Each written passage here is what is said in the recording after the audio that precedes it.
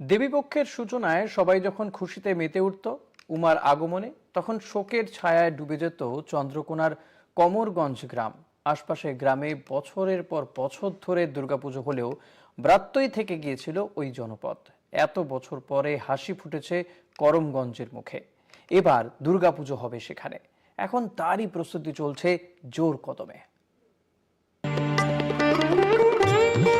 ঠাকুর দেখতে কিংবা অঞ্জলি দিতে করমগঞ্জের বাসিন্দাদের যেতে হতো ভিন গ্রামে। তার কারণ ওই গ্রামে দুর্গাপুজোর কোনো চলই ছিল না। অন্য গ্রামে গিয়ে শারদ উৎসব পালন করাই যেন করমগঞ্জের ক্ষেত্রে দস্তুর হয়ে গিয়েছিল। এবার সেই আক্ষেপ মিটতে চলেছে। করমগঞ্জেই হচ্ছে দুর্গাপুজো, তা নিয়েই গ্রামে সাজো সাজো রব। আর এর পিছনে রয়েছে জনাকুড়ি মহিলার বিশেষ উদ্যোগ। লক্ষ্মীর ভান্ডারে টাকা জমিয়ে ও বাড়ি বাড়ি ঘুরে চাঁদা তুলে জোগাড় করা গিয়েছে পুজোর খরচ। গ্রামের একটি আটচালাই মণ্ডপ, আর সেই বেদিতেই অধিষ্ঠিত হবে প্রতিমা।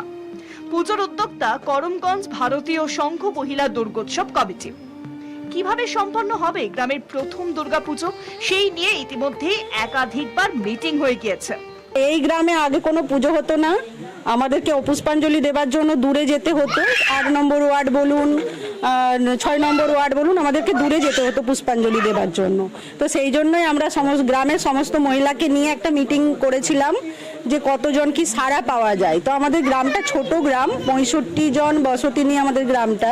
তো সেই জায়গা থেকে 40-45 জনের মতো সাড়া পাওয়া গিয়েছে। যেহেতু এটা আমাদের প্রথম বছর পুজো, তো আমরা সেরকম অতটা জাঁকজমকভাবে করতে পারছি না, অত প্যান্ডেলের থিমও করতে পারছি না।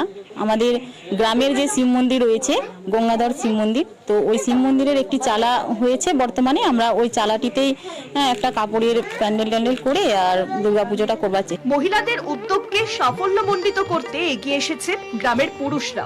মেয়েরা যেহেতু দেখতে মেয়েরা এগিয়ে গেছে, মেয়েরা উদ্যোগ নিয়ে পুজোটা করছে। মেয়েদের সম্পূর্ণ তো মানে সব কাজ তো করা সম্ভব হচ্ছে না।